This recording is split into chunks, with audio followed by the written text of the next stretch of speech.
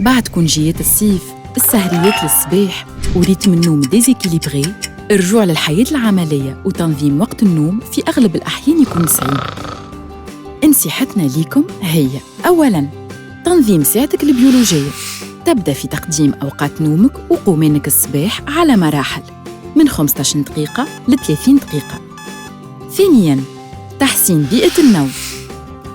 تأكد اللي بيتك ظلمة، هادية ومرتبة باش تخلق انفيرونمون مثالي ترتاح فيه.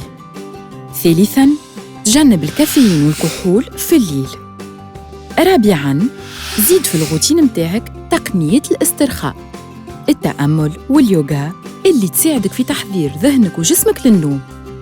وأخيراً، باش تزيد تحسن في الكاليتي دو سوماي متاعك، لازمك تعمل كور بالمكمل الغذائي دورميو. Médis, au service de la santé.